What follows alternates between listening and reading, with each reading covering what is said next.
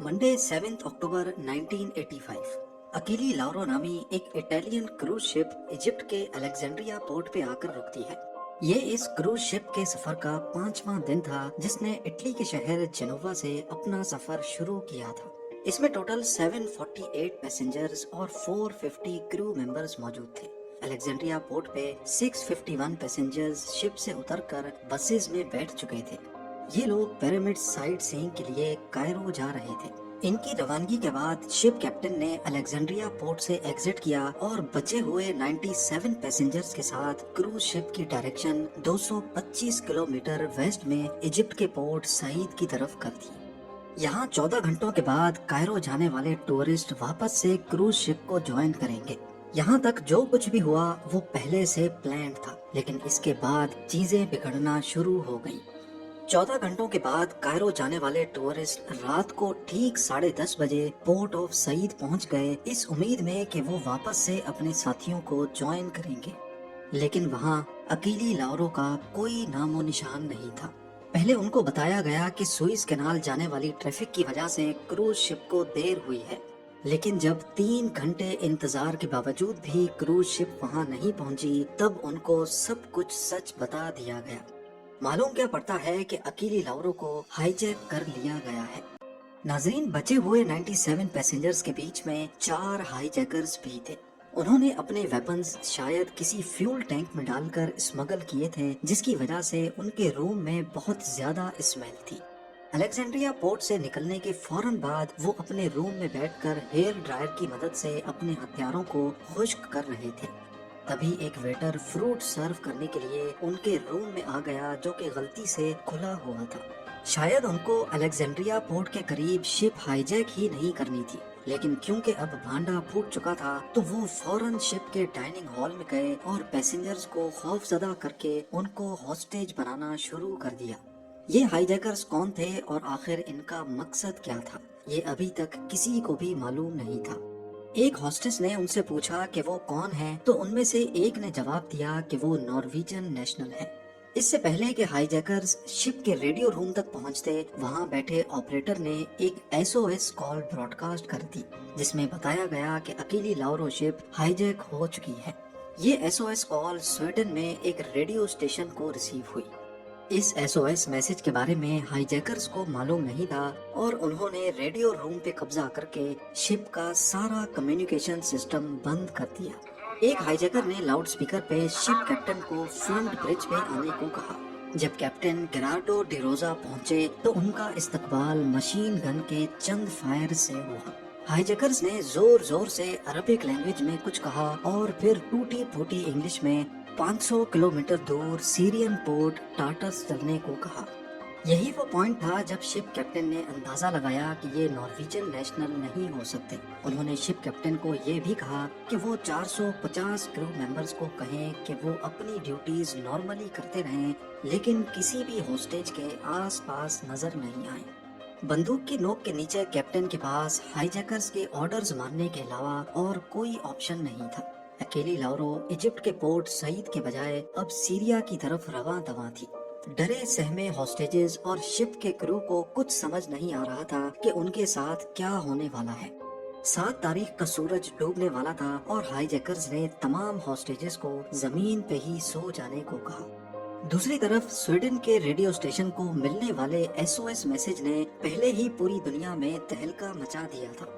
Italian crisis management team active हो चुकी थी क्योंकि ये उन्हीं की क्रूज शिप थी, लेकिन US ने पहले इस केस को इतना सीरियस नहीं लिया। पर जब उनको मालूम पड़ा कि क्रूज शिप में अमेरिकन नेशनल्स भी हैं, तो US क्राइसिस मैनेजमेंट भी हरकत में आ गई। ये उनकी नजर में एक टेररिस्ट अटैक था और US की टेररिस्ट के साथ निगोशिएशंस की कोई पॉलिसी नहीं थी।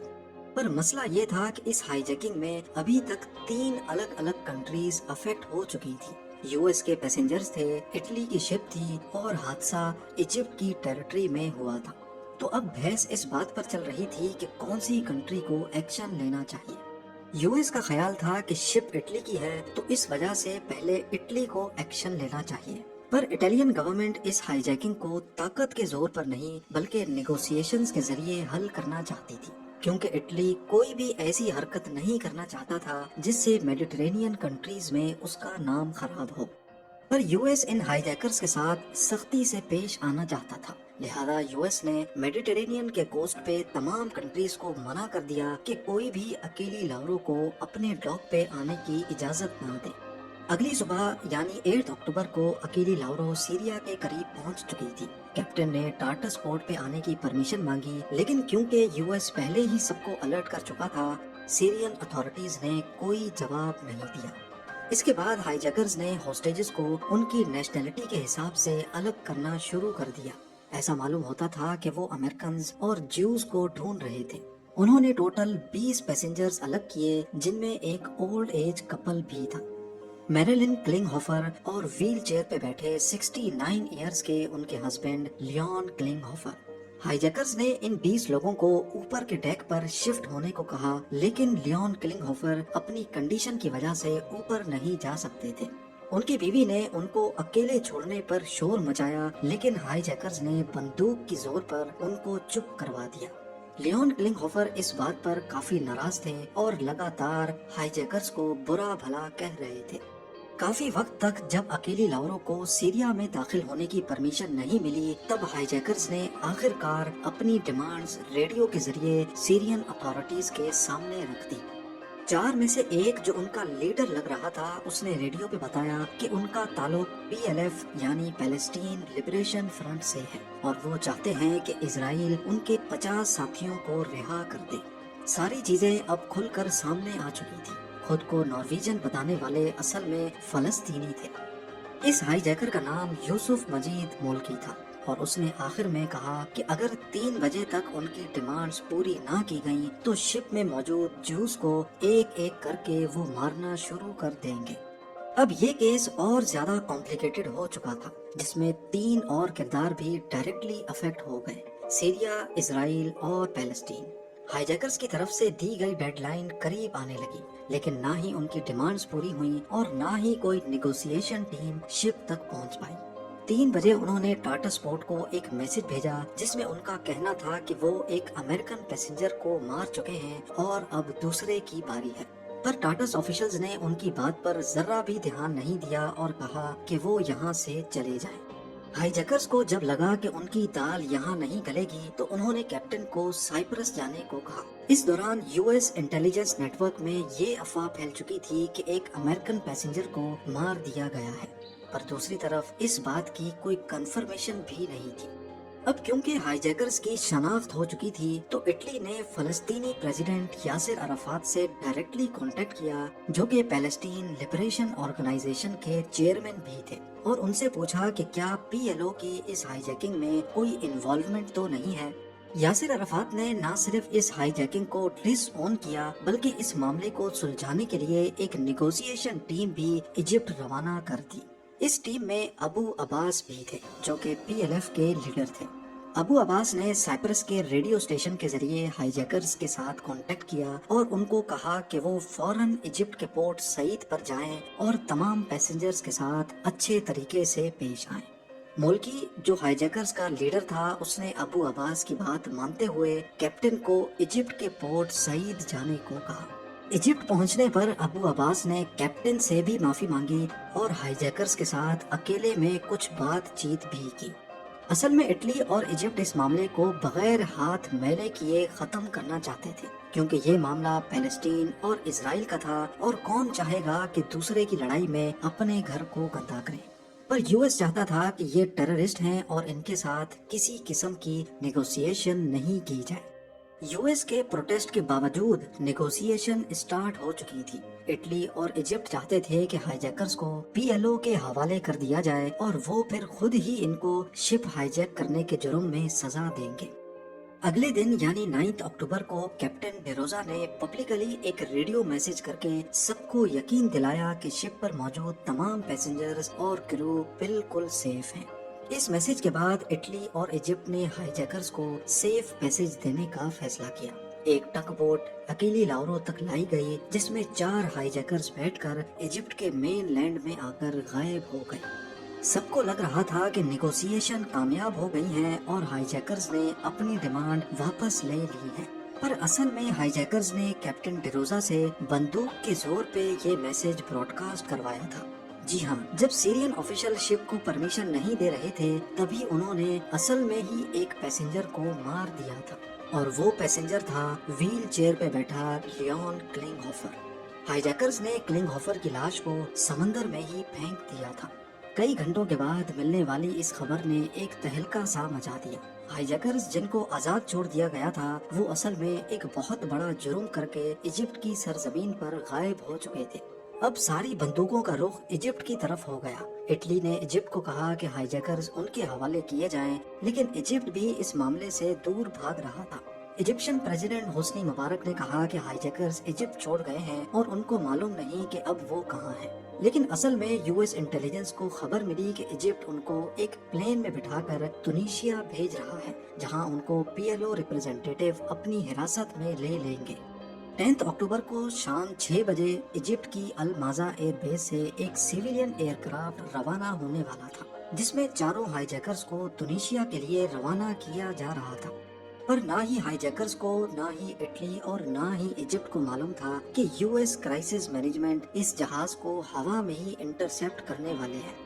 4 F-14 fighters, 2 KA-60 air tankers और 2 E-2C रेडार प्लेन्स ने मेडिटेरेनियन के ऊपर ही पेट्रोलिंग करना शुरू कर दी। जैसे ही हाईजैकर्स के प्लेन ने टेक ऑफ किया, यूएस एयरफोर्स के फाइटर जेट्स अलर्ट हो गए और उसका पीछा शुरू कर दिया। 1.5 घंटे हवा में रहने के बाद F-14 एयरक्राफ्ट्स ने जहाज को घेर लिया और पायलट को कहा कि वो इटली में नेटो की एयरबेस सिगुनेला में लैंड करें। पायलट ने इजिप्शियन एयरबेस से कांटेक्ट करने की कोशिश की, लेकिन E-2C रेडार प्लेन्स ने पहले ही इसके रेडियो सिग्नल जैम कर रखे थे। लिहाजा पायलट का इजिप्शियन बेस से कोई कांटेक्ट नहीं हो पाया। पायलट के पास और कोई चारा नहीं था और उसने सिसिली की तरफ जहाज मोड़ दिया। 11 अक्टूबर रात के 12:10 पर जहाज सिगुनेला एयरबेस सिसिली पे लैंड कर गया। इस ऑपरेशन के बारे में किसी को भी मालूम नहीं था। इटली को खुद इस ऑपरेशन के बारे में तब मालूम पड़ा जब जहाज सिगुनेला एयरबेस पे लैंड करने वाला था। अब क्योंकि ये जहाज इटली में लैंड हुआ था, शिप भी इटली की हाईजैक हुई थी और मर्डर भी इटालियन शिप पे ही हुआ था। इसी वजह से पहला हक इटली का था कि वो इनकी कस्टडी लें, लेकिन यूएस चाहता था कि इनकी कस्टडी वो लेंगे। लैंड होने वाले जहाज को 80 यूएस कमांडोज ने घेर लिया और 80 कमांडोज को 300 इटालियन कमांडोज ने। कई घंटों तक इटालियन और यूएस डिप्लोमेसी की मीटिंग जारी रही और फिर आखिरकार सुबह को वॉशिंगटन से एक कॉल आई और उन्होंने अमेरिकन सोल्जर्स को पीछे हटने का हुक्म दिया। इटली और अमेरिका के बीच एग्रीमेंट इस शर्त पर हुआ था कि इटली इन हाईजैकर्स को सजा दिलवाएगा। इटालियन ट्रूप्स ने जहाज में उन 4 हाईजैकर समेत एक और अहम शख्सियत को भी पाया और वो था पीएलएफ का लीडर और यासिर अराफात का भेजा गया अबू अब्बास। अबू अब्बास की जहाज में मौजूदगी की वजह से ऐसा माना जाता है कि उसी ने ये सारी हाईजैकिंग प्लान की थी, पर यासिर अराफात को इसका इल्म था कि नहीं, इस बात की कोई कंफर्मेशन नहीं मिली। हाईजैकिंग के साथ कनेक्शन में सबूतों की कमी की वजह से इटली ने अबू अब्बास को छोड़ दिया, जबकि चारों हाईजैकर्स पर केस चलाकर उनको सजा दी गई। जिस हाईजैकर ने क्लिंगहोफर का कत्ल किया था वो था अल मुल्की, जिसको 30 साल की सजा सुनाई गई, जबकि बाकी तीनों हाईजैकर्स को 15 से 25 साल की सजा दी गई। बाद में मालूम पड़ा कि ये शिप को हाईजैक करना ही नहीं चाहते थे, बल्कि इस क्रूज शिप को इस्तेमाल करके इजराइल के पोर्ट अशोद पे अटैक करना चाहते थे, और ये कदम हाल ही में इजराइल की बॉम्बिंग की वजह से लिया गया था। लियोन क्लिंगहोफर की बॉडी 5 दिनों के बाद 13 अक्टूबर को सीरिया के कोस्ट से बरामद हुई, जिसको ऑटोप्सी के बाद होम कंट्री भेज दिया गया।